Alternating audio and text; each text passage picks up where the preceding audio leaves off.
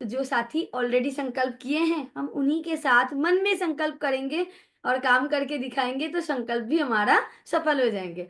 तो अभी समय भी हो गया है, तो लास्ट में रिस्पेक्टेड दिनेश सर कंफर्टेबल है, तो मैं उनको बुलाना चाहूंगी।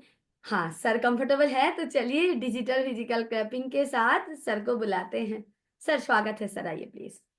धन्यवाद, धन्यवाद। और बहुत नॉलेज भरा सेशन आज का रहा ईशा मैम का। हालांकि वो हर बार कुछ ना कुछ स्पेशली लाते हैं, लेकिन जो इस अभियान का उद्देश्य है और जो हमारे इस अभियान के जनकदाता आदरणीय सर का उद्देश्य है और हम सबका उद्देश्य है, ईशा मैम का उद्देश्य है, ये कैसे पूरा होगा हम थोड़ा सा एक लाइन में कहना चाहते हैं।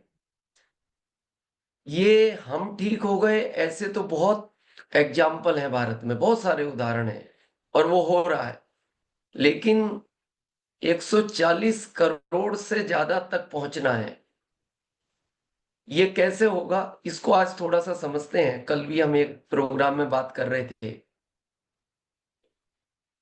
जब सुदामा जी कृष्ण भगवान के पास गए थे, बहुत तकलीफ थी उनको, तो कृष्ण भगवान ने सबसे पहली लाइन ये कही थी सुदामा जी को कि सुदामा जी आए तो हो, लेकिन देर बहुत कर दी। आपको ये शायद समझ में आएगा।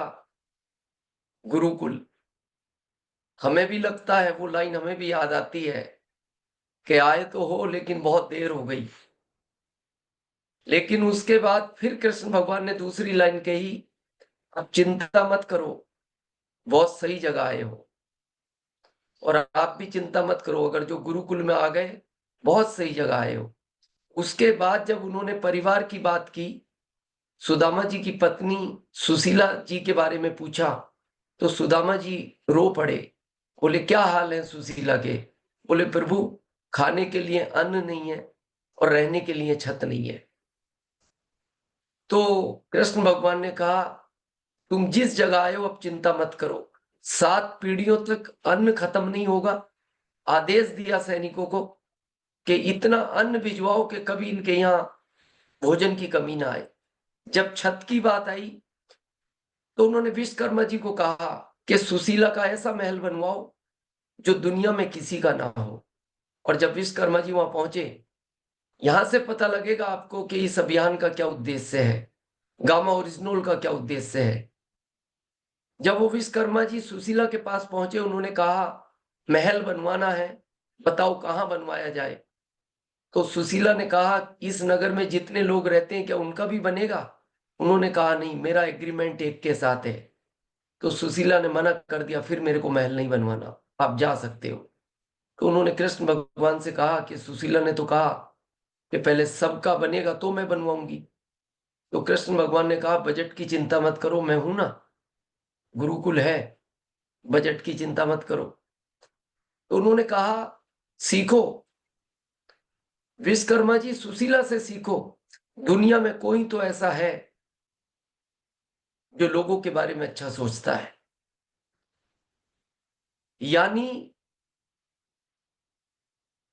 आरसीएम या इस अभियान में आप तभी कामयाब होगे। आदरणीय सर एक बात कहते हैं, जो काम आपको चाहिए वो 10 लोगों का अच्छा कर दो।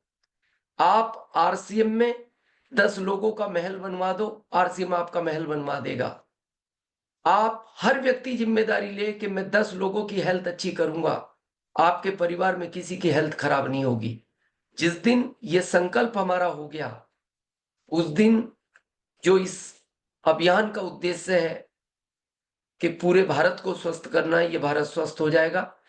और बड़ा संकल्प लेना है, और मार्च का नहीं लेना, मार्च से बड़ा संकल्प अभी से अप्रैल की तैयारी करनी है। बहुत बहुत धन्यवाद।